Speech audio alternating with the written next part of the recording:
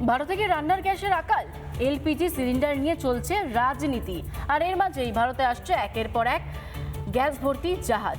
সবই হরমুজ প্রণালী পেরিয়ে। ভারতের কূটনৈতিক সাফল্যে দেশবাসী নিশ্চিন্তে থাকারই বার্তা বিশেষজ্ঞদের। সমুদ্রে গ্যাস বোঝাই জাহাজ, রয়েছে 47,000 মেট্রিক টন গ্যাস, সবই লিকুইফাইড পেট্রোলিয়াম গ্যাস অর্থাৎ এলপিজি, অর্থাৎ যেটা রান্নাঘরে থাকে। সেই এলপিজি বোঝাই একের পর এক জাহাজ আসছে ভারতে, হরমুজ প্রণালী পেরিয়ে, সব জটিলতাকে জয় করে। ধীরে ধীরে খোলা খুলছে এবং ভারতের সঙ্গে ইরানের যে কূটনৈতিক সম্পর্ক আছে, এত সুন্দর সম্পর্ক যে তারা ভারতকে বন্ধু হিসেবে মনে করছে এবং অ্যালাও করছে আমাদের জাহাজগুলো যেগুলো ভারতে যাবে। এই জায়গায় দাঁড়িয়ে কিছুদিন তো সমস্যা হয়েছিল, এখন আর কোনো সমস্যা নেই আমাদের এলপিজি গ্যাসে। সমস্যা যে নেই তা আগেই স্পষ্ট করে দিয়েছে কেন্দ্র, তারপরেও সুর চড়ায় বিরোধীরা।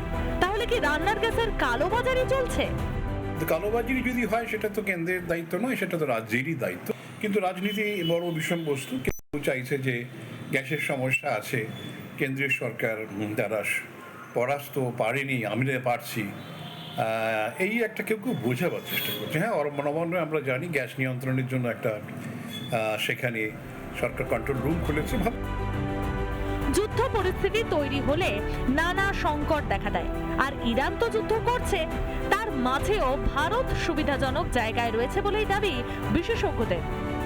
যুদ্ধ বেশি দিন চললে তো সবাইকেই ভুগতে হতে পারে, সেটা কি হবে এই মুহূর্তে আগাম বলা মুশকিল। তবে আমাদের কোন পররাষ্ট্রনীতির সাফল্যে, যেটা অনেক দেশ হয়তো পাচ্ছে না, আমরা পাচ্ছি। আমাদের তেলের দাম, গ্যাসের দাম একেবারেই বাড়েনি। ভারতে জ্বালানির দাম বাড়েনি, উল্টে শুল্ক কমিয়েছে কেন্দ্র।